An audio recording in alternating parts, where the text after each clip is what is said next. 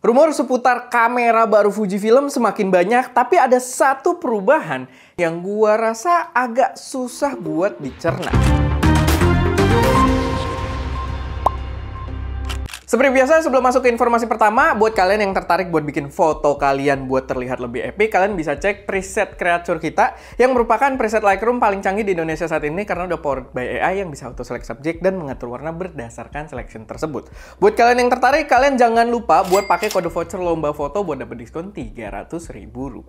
Nah, informasi pertama langsung aja masuk ke rumor seputar Fujifilm X-T50 yang katanya bakal diluncurkan di acara X Summit di pertengahan Mei nanti. Yang acaranya sendiri udah diumumkan gitu ya, udah dikasih teaser kalau kita bakal punya X Summit di di tanggal 16 Mei gitu tepatnya. Nah, rumor baru yang beredar itu mengatakan kalau di X-T50 ini dial mode itu bakal hilang dan bakal diganti jadi dial film simulation. Jadi ngatur single shot, continuous, dan lain-lain itu nggak ada lagi di dial ini. Dan dialnya jadi buat film simulation. Oke, gua ingetin lagi, ini bentuknya masih rumor, belum ada konfirmasi kebenarannya juga. Tapi kalau bener, gua rasa ini bakal jadi pro dan kontra banget. Karena dari gua pribadi sih sebenarnya ini perspektif gua ya. Menurut gua suka sama gimmick control film simulation. Kayak dulu itu salah satu yang menurut gue cukup keren ada di X Pro 3 yang ada layar kecil di belakang, layar utamanya ngumpet dan di situ diliatin kayak logo-logo film simulationnya. Unik, memberikan feel tersendiri, dan begitu juga di sini gue rasa kalau memang bener dia bawa dial film simulation. Tapi menurut gue dial buat ngubah drive mode itu bukannya hitungannya cukup krusial juga nggak sih gitu ya. Jadi agak-agak pro dan kontra sebenarnya. Gue nggak tahu sih sejauh ini masih open minded kalau dari sudut pandang gue pribadi gitu ya. Yang penting ekspektasi terbesar gue di kamera ini adalah gue berharap sih X-T50 ini beneran bawa IBIS gitu ya, sesuai dengan prediksi gue dulu yang gue bilang karena Fujifilm udah punya unit IBIS buat di kamera kecil gitu ya, yang kemarin mereka pakai di X106. Itu adalah IBIS development baru yang bisa fit di sebuah body kamera yang kecil, dan gue berharap ini bisa dibawa juga di X-T50 ini kalau beneran ada. Kalau menurut kalian gimana nih? Apa ekspektasi kalian terhadap kamera yang satu ini? Boleh taruh di kolom komentar. Lalu selanjutnya besok tanggal 7 Mei, karena video ini harusnya tayang tanggal 6 Mei gitu ya. Tanggal 7 Mei Viltrox akan menghadirkan lensa baru lagi buat full frame-nya Nikon.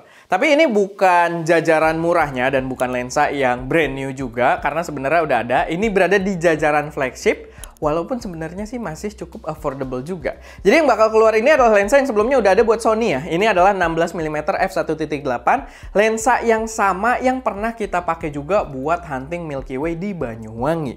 Ini adalah lensa yang cakep banget dengan image quality dan performa yang tinggi, dan uniknya lensa ini punya layar LCD informasi di sisi atasnya. Sama dia punya satu fitur juga yang bentuknya itu kayak buat kita tracking fokus. Jadi kita bisa set titik fokus A dan B, dimana nanti ya lensanya itu yang mengatur perpindahan fokusnya. Dia dilengkapi dengan tombolnya juga gitu untuk tracking fokusnya. Unik lah pokoknya. Dan menurut gua buat kalian pengguna Nikon Z mount ya patut juga buat kalian tunggu. Lalu yang gua harus ingetin juga selain Viltrox gitu ya, besok di tanggal 7 itu juga ada Apple event yang katanya sih bakal mengeluarkan iPad baru kalau dari rumor-rumornya. Mari kita pantau karena gue sendiri punya ekspektasi agar ya mungkin bakal bisa lebih dipakai produktif lagi gitu untuk para content creator. Walaupun gue belum tahu juga ya arahnya di mana. Tapi soalnya rumor-rumornya kayak Apple Pencil-nya generasi baru gitu kan yang bakal lebih fungsional, sama dari segi softwarenya juga karena tagline-nya kan let loose gitu ya. Katanya sih ya dari segi software-nya mungkin bakal lebih mendekati Mac lagi gitu. Mungkin bakal jadi laptop killer ya. Kita tidak tahu, tapi ya itu sedikit ekspektasi aja. So, mari kita pantau peluncurannya besok. Lalu terakhir ini ada dari Venus Optics yang akhirnya menghadirkan lensa lawa untuk yang versi wide angle untuk DJI drones. Lensanya ini 11mm f4.5 dan 14mm f4 0D atau zero distortion gitu ya. Tapi sepertinya ini masih lensa manual kalau gue lihat. Jadi belum masuk ke jajaran autofokusnya. Cuman harusnya ini gambaran kalau sistem sistem mounting DJI itu udah mulai diramaikan lensanya, dimana akan cukup berbahaya kalau DJI memilih untuk bikin kamera mirrorless buat ngadu dengan pabrikan Jepang di jajaran yang lebih affordable. Karena mereka udah punya yang jajaran sinemanya gitu ya, Ronin 4D, dan gua rasa itu masih agak sulit buat dijangkau. Kalau mereka berani ngadu di jajaran yang mid level ya, gua rasa bakal semakin seru. Tapi ya, paling itu aja sih sedikit informasi yang gue bisa sampaikan di episode Saturn News kali ini. Emang nggak terlalu banyak, tapi harusnya di bulan Mei ini bakal banyak pengumuman-pengumuman baru yang membuat bulan Mei ini harusnya jadi bener-bener seru. Apalagi buat para content creator kayak kita. Dan ya, itu aja. Kalau misalkan ada koreksi, saran, atau pertanyaan, atau teman-teman punya informasi yang lain, silahkan taruh aja semuanya di kolom komentar. Gue Erwin, di belakang kamera ada Ska, dan jangan lupa untuk berkarya.